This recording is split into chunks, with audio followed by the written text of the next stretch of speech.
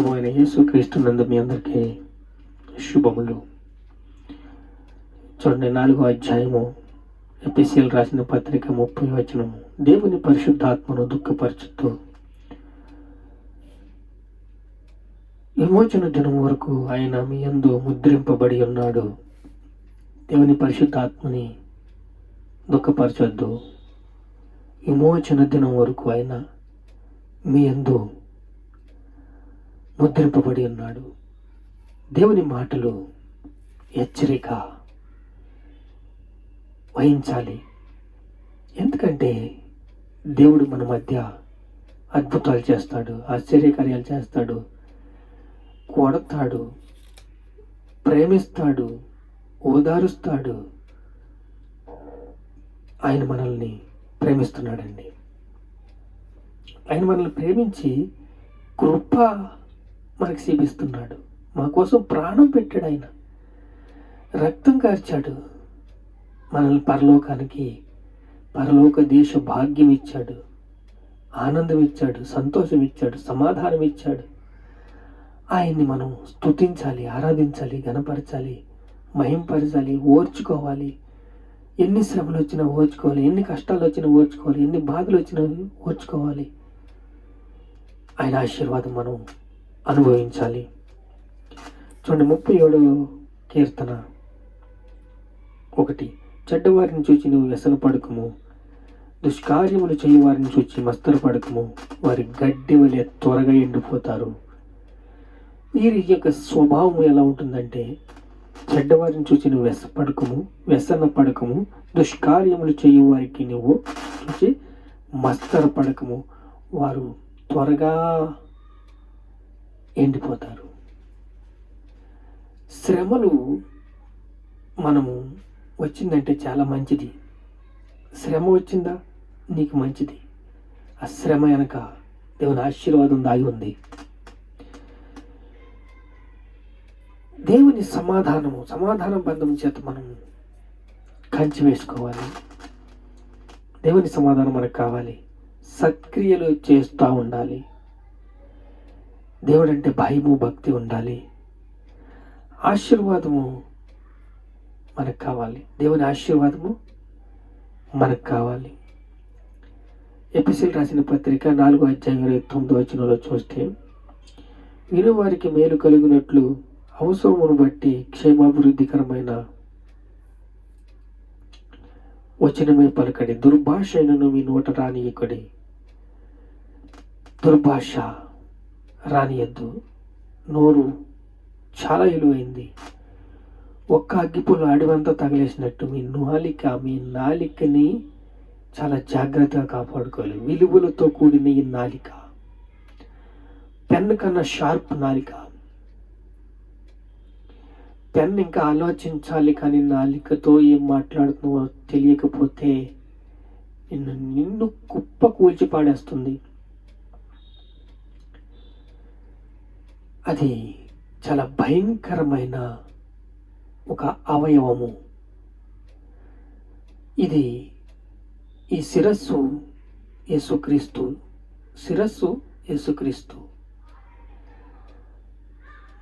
మనము దేవునికి విలువలు ఇవ్వాలి. దేవుని కుటుంబంలో మనము ఉన్నాం. దేవుని కట్టడలో మనం ఉన్నాం. దేవుని నిబంధనలో మనం ఉన్నాం. అక్కడ ఏమున్నాయంట? సమస్తమైన ద్వేషము, కోపము, క్రోధము, అల్లరి, దూషణ, సకలమైన దుష్టత్వము విసర్జించుడి. ఒకని ఎడల ఒకడు దయ కలిగి కరుణాహృదయులై క్రీస్తునందు మిమ్మల్ని మీరు క్షమించిన ప్రకారము మీరును ఒకరినొకరు క్షమించండి. ఒకరినొకరు క్షమించాలి. కరుణాహృదయులు అవ్వాలి. క్రోధము, ద్వేషము, అల్లరి, దూషణ, సకలమైన దుష్టత్వమును మీరు విసర్జించి వినయము, విధేయత కలిగి జీవించాలి. దేవుడు మనల్ని ప్రేమించి పరిశుద్ధాత్మలో ముద్రించాడు. పరిశుద్ధాత్మను దుఃఖపరచొద్దు, దుర్భాష నోటికి రానియొద్దు. కనికర హృదయం గలవారై, కరుణ హృదయం గలవారై జీవించండి. ఈ కళ్ళు మిమ్మల్ని కాపాడుకోండి. ఈ కళ్ళు చాలా పవిత్రమైనది. కెమెరా, ఫోన్కి కెమెరా ఎలాగో అలాగా మీ కళ్ళు చాలా విలువైనవి. సమయమును స్వాధీనం చేసుకోండి. సమయాన్ని సద్వినియోగం చేసుకున్నప్పుడు మీ జీవితాలు ఆహ్లాదకరంగా మారుతాయి. మీ కుటుంబాలు అద్భుతంగా ఆశ్చర్యకార్యాలు, దేవుడి ఆశీర్వాదాలు చూస్తారు. మొదట చేయవలసింది ఏంటి? దేవుని పరిశుద్ధాత్మని దుఃఖపరచొద్దు. విమోచన దినం వరకు మీలో ముద్రింపబడి ఉన్నాడు ఆయన. మీరు వాక్యము ఆయనకి ఆహారం పెట్టకపోతే, ఒక సెల్ ఫోన్లో ఒక వీడియో చూస్తే అది ఎంతో కొంత ఆత్మకు ఆహారం. ఏంటంటే మీరు ఈ రోడ్డు మీద షాప్లో డ్రింక్ తాగుతారు చూసారా, కొంచెం ఆహారం ఇస్తుంది. టీ తాగుతారు చూసారా, కొంచెంసేపు జీవిస్తారు. అలాగే బైబిల్లో వాక్యము ధ్యానించాలి, ప్రార్థించాలి. పరిశుద్ధులతో కలిసి ప్రార్థన చేయాలి. సంఘ సమూహంతో ప్రార్థన చేయాలి. ఇలా ఆత్మీయంగా బలపడాలి, వాక్యానుసారంగా జీవించాలి, వాక్యంతో నడవాలి. అప్పుడు మీరు ఆశీర్వాదం పొందుకుంటారు. సత్క్రియ చేస్తుండాలి. దేవుని కాపుదల మీకు ఉండాలి అంటే మీరు సత్క్రియ చేయాలి. శక్తి చేతను బలము చేతను కాదు, నీ ఆత్మ చేతనే అది జరుగుతుంది. దేవుని పరిశుద్ధాత్మను దుఃఖపరచొద్దు. ఆశీర్వాదాలు మీకు కావాలంటే ఒకరినొకరు క్షమించండి. దేవుడు మిమ్మల్ని క్షమించిన ప్రకారం మీరును క్షమించండి. సమస్తమైన ద్వేషమును, కోపమును, క్రోధమును, అల్లరి, దూషణ, సకలమైన దుష్టత్వమును మీరు విసర్జించండి. సకలమైన దుష్టత్వమును మీరు విసర్జించండి. ఆయన నీ హృదయ వాంఛలు తీరుస్తాడు. మళ్ళీ 37 కీర్తనలకు వచ్చాం. ఆయన మీ హృదయ వాంఛలు తీరుస్తాడు. మీ మార్గములు యెహోవాకు అప్పగిస్తే, మీ భారము యెహోవా మీద మోపండి. మీ హృదయ వాంఛలు ఆయన తీరుస్తాడు. ఏముంటాయండి మీకు వాంఛలు? ఉదయ వాంఛలు అంటే ఏం కావాలి? భూ సంబంధమైనవని వెతకొద్దు. ఆత్మీయంగా మీరు బలపడండి. పరిశుద్ధాత్మని మీరు దుఃఖపరచొద్దు. ఆశీర్వాదం పొందండి. సమాధాన బంధం చేత కంచి వేసుకోండి. భూమి నాది, ఆకాశము నాది, వెండి బంగారములు నాది. ఆ భూమి నా పాదపీఠము, ఆకాశము నా సింహాసనము. వాగ్దానం చేసిన దేవుడు నమ్మదగినవాడు. మనల్ని ఆదరణతో నింపుతాడు. మనకి భద్రతను ఇస్తాడు. సెక్యూరిటీ, హైఫై సెక్యూరిటీతో మనల్ని కాపాడుతాడు. దేవుని పరిశుద్ధాత్మని దుఃఖపరచొద్దు. మీరు బయట డ్రింక్ తాగినా, ఒక జ్యూస్ తాగినా, టిఫిన్ చేసినా, అలా దేవుడు వాక్యం కొంచెం ఇస్తే దేవుడు, పరిశుద్ధాత్మ దేవుడు చిగురిస్తాడు. మీలో కొంచెం కదులుతాడు, ఆరోగ్యంగా ఉంటాడు, పాలు తాగాలని ఆశపడతాడు. మాంసము తినాలి అని అంటే, మాంసం ఎవరు తింటారండి? 12 సంవత్సరాల కుర్రోడు మాంసం తింటాడు. బాలుడు 5-6 సంవత్సరాల బాలుడు కలిపి ముద్దలు చేసి, గోరు ముద్దలు వేసి ఆడితే తింటాడు. అలా పసి బాలుర్లా మనం ఉండొద్దు.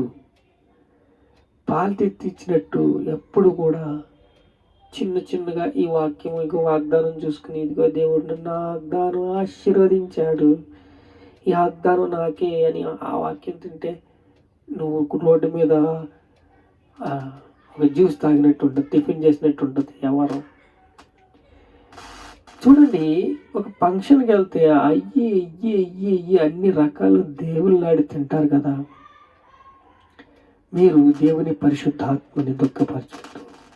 వాక్యం చదవాలి, వాక్యాన్ని సేవించాలి, ప్రార్థన చేయాలి, ధ్యానం చేయాలి, దేవుని స్తుతించాలి, దేవుని ఆరాధించాలి. దేవుడు మనల్ని ప్రేమిస్తున్నాడు. వినువారికి మేలు కలిగినట్లు, మళ్ళీ 4:29 వచ్చేసాం. వినువారు మేలు కలిగినట్లు అవసరం బట్టి క్షేమాభివృద్ధికరమైన అనుకూల వచనమే పలకండి, కానీ దుర్భాష ఏది మీ నోటికి రానియద్దు. దేవుని పరిశుద్ధాత్మను దుఃఖపరచొద్దు. విమోచన దినం వరకు ఆయన మీ యందు ముద్రించబడి ఉన్నాడు. పరిశుద్ధాత్మ దేవుడు యేసయ్య, నేను సిలువెత్తాను, రక్తం కారుస్తాను, నువ్వు మాత్రమో వాళ్ళ దగ్గరే ఉండాలి. ఎందుకంటే వాళ్ళు తప్పిపోతారు. అంత్యకాలం వచ్చేసింది. తప్పిపోయారంటే నరకానికి వెళ్ళిపోతారు. నరకంలో బగ కాలిపోతూ ఉంటారు అని దేవుడు చెప్తున్నాడు. నేడే రక్షణ దినము, ఇదే అనుకూలమైన సమయము. మీ నోటితో ఉదయం విశ్వసించి నోటితో ఒప్పుకుంటే మీరు రక్షించబడతారు. రక్షణ పొందండి. దేవుని పరిశుద్ధాత్మను దుఃఖపరచొద్దు. దేవుని సన్నిధిని మీరు భూ సంబంధమైన వాటి ఆలోచించొద్దు. పర సంబంధమైనవే మీరు అపేక్షించండి. ప్రార్థన చేసుకుందాం. మహాపరిశుద్ధుడైన తండ్రి, స్తోత్రం. ఆశీర్వాదం ప్రవాహములే మనకు కావాలంటే తండ్రి సత్క్రియ చేయాలి. దేవుని కాపుదల మాకు కావాలి. సమాధాన బంధం చేత మేము కట్టబడాలి, కంచి వేసుకోవాలి. యేసయ్యా, మా హృదయ వాంఛలు తీర్చు తండ్రి. మీకు స్తోత్రాలు. మమ్మల్ని బలపరిచి, స్థిరపరిచి, సిద్ధపరిచి ఈ రక్తంతో కడిగయ్యా, ఈ ఆత్మతో నింపయ్యా. మాకు రక్షణ, నూతన ఆత్మను పుట్టించయ్యా. నూతన రక్షణ ఈ తండ్రి. రక్షణలో మేము బలపడాలి, ఆత్మీయంగా మేము బలపడాలి, వాక్యానుసారంగా మేము జీవించాలి. నీకే సమస్త మహిమ, ఘనత, ప్రభావాలు చెల్లిస్తున్నాం తండ్రి. ఆమేన్.